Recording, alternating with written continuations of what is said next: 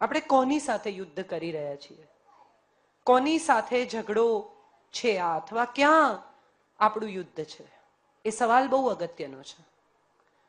આજના જમાનામાં કેટરિંગનું બિલ ના ચૂકવાયું હોય, હજી તો સોનીના પૈસા ચૂકવવાના બાકી હોય અને દીકરી રડીને એમ કે મારે અહીંયા નથી રહેવું, એવા કિસ્સાઓ આપણે જોઈ રહ્યા છીએ.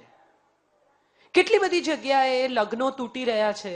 આજથી 10 વર્ષ પહેલા જ, હજી એક દાયકા પહેલા લગ્નમાં આટલી બધી સમસ્યાઓ નહોતી. અચાનક જ લાગે છે કે જાણે આ બધું સરફેસ થઈ ગયું છે. અચાનક જ લાગે છે કે આટલા બધા પ્રશ્નો હતા કોઈ દિવસ. કેમ એવું લાગે છે કે આટલા બધા સવાલો આવીને ઉભા રહ્યા છે આપણી સામે? લગભગ દરેક સ્ત્રીને એવો સવાલ છે કે હું શું કામ કરું, મારે કેમ કરવાનું, મેં બહુ વર્ષ કર્યું. અને ત્યારે મને એવો વિચાર આવે છે, કે એવો ખ્યાલ આવે છે, કે એવો સવાલ થાય છે કે કોણ કરે, જે કરી શકે તે કરે. આ બહુ અગત્યની વાત છે. આપણે બધાએ શ્લોક સાંભળ્યો છે, ભોજ્યેષુ માતા, કાર્યેષુ મંત્રી, શયનેષુ રંભા. આવા કોઈ શ્લોક પુરુષ માટે નથી. એનું કારણ એ નથી કે એને આમાંથી મુક્ત કરી દેવાયા છે. એનું કારણ એ નથી કે એને કંઈ નહીં કરવાનું, એને છોડી દો, એ લોકો તો આવા જ છે, આપણે એમની સાથે સમોવડા થવાનું છે. ના, આ શ્લોક સ્ત્રી માટે એટલા માટે છે કારણ કે સ્ત્રી આટલા જન્મો એક જ જન્મમાં લઈ શકે છે. એને આવડે છે આ કરતા, અને એને આ કરતા આવડે છે તો એને કરવું જોઈએ. એમાં આ સમસ્યા જ ક્યાં છે? કોની સાથે સરખા થવાનું, કોની સાથે યુદ્ધ કરવાનું? જેને આપણે જન્મ આપ્યો છે એની સાથે, જે આપણા શરીરમાંથી જન્મ્યો છે, જેને આપણે ઉછેર્યો છે, જે આપણું સંતાન છે, એવા પુરુષની સાથે આપણે યુદ્ધ કરીશું ને એની જેવા થઈશું, એના સમોવડા બનીશું? આપણે તો કોઈ પણ દિવસ બહેતર જ છીએ.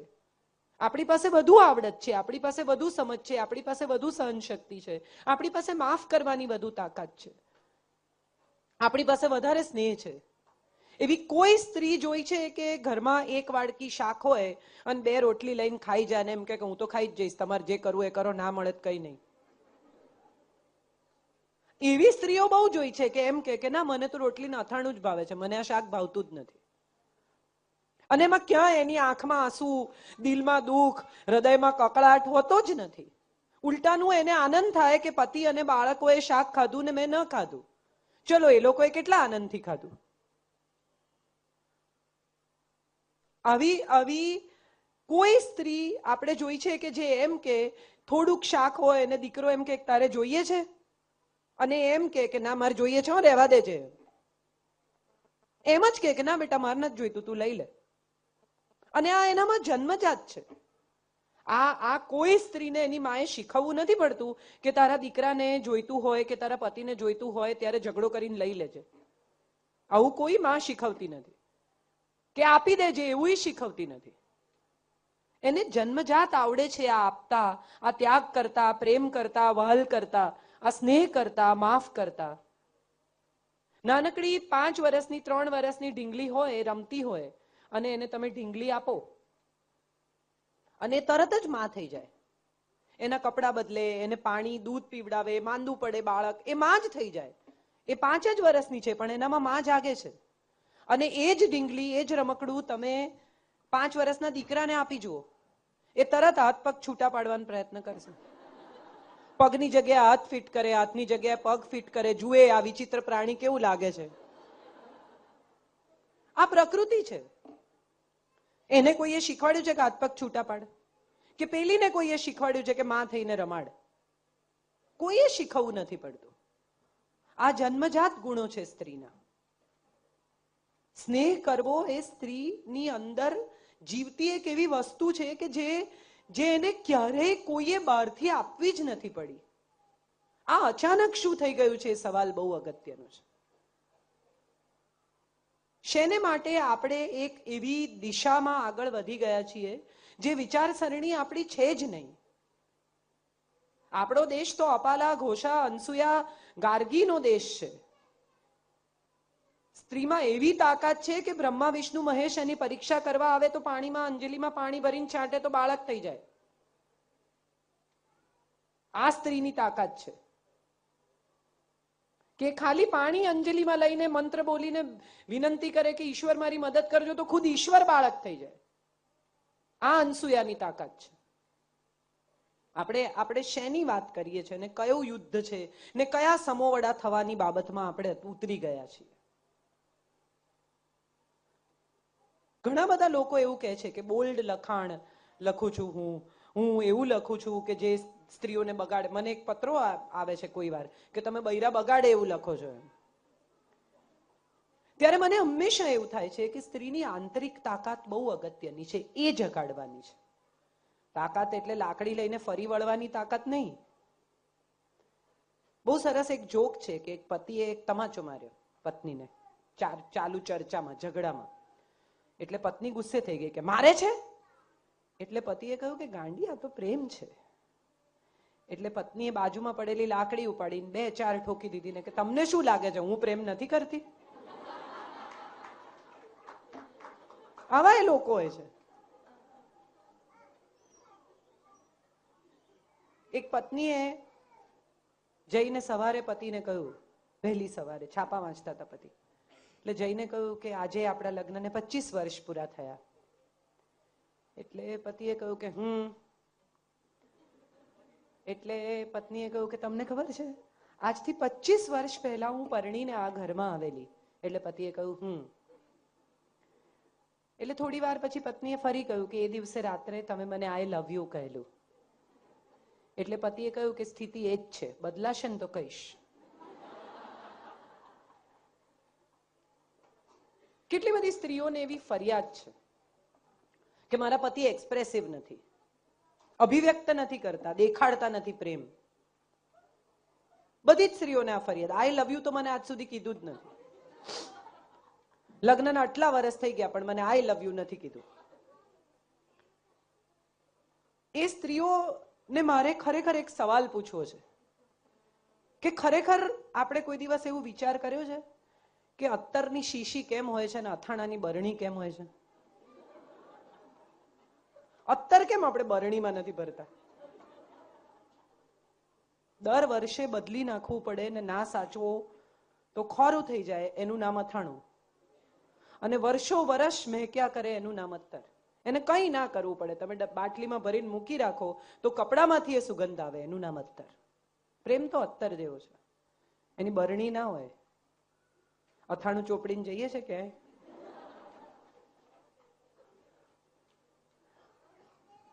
સ્ત્રી તરીકે ક્યારેક વિચારીએ તો એવું ચોક્કસ સમજાય કે આપવાનું બહુ છે. આપણે અચાનક માગવા માંડ્યા છીએ. એકદમ સડનલી એવો ખ્યાલ આવ્યો છે કે બહુ વર્ષો સુધી આપણા પર અત્યાચાર થયો, એટલે કોણે સહ્યો છે એ મારે સમજવું છે કે ખરેખર એ અત્યાચાર થયો કોના પર? મારા પર, તમારા પર, તમારી મમ્મી પર, એની મમ્મી પર.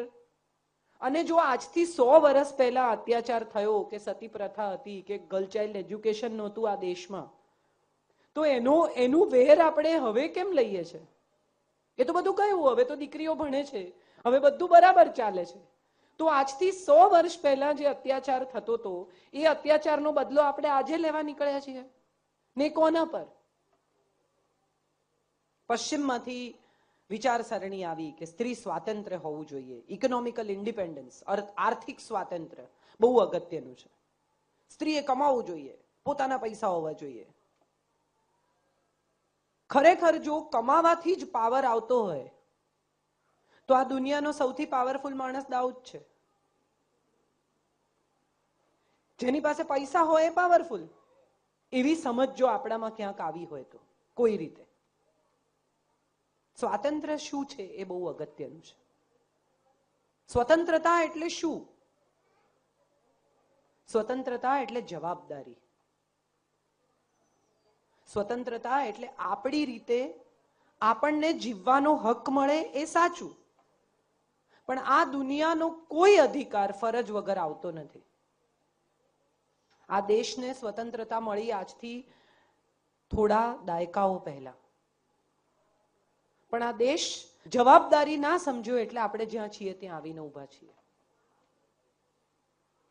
સ્ત્રીની સ્વતંત્રતાનો વિચાર પશ્ચિમમાંથી આવ્યો, એજ્યુકેશનની સાથે સાથે. પણ આપણે ભૂલી ગયા કે પેન્ટ પહેરવાથી કે દલીલો કરવાથી કે ગાડી ચલાવવાથી કે લાયસન્સ લેવાથી સ્વતંત્રતા નથી આવતી, કમાવાથી પણ નથી આવતી. સ્વતંત્રતા વિચારોની હોવી જોઈએ. આપણે પેન્ટ પહેરી લઈએ એટલે આપણે મોડર્ન છીએ. સાડી પહેરીને માથું ઓઢીને સાસુ સસરાની સામે ગમે તેમ બોલતી વહુ મર્યાદા રાખે છે, અને પેન્ટ પહેરીને સાસુને બાથરૂમમાં લઈ જઈને નવડાવતી વહુ મર્યાદા નથી રાખતી. આવું કોણ નક્કી કરે? મર્યાદા વસ્ત્રોમાં છે.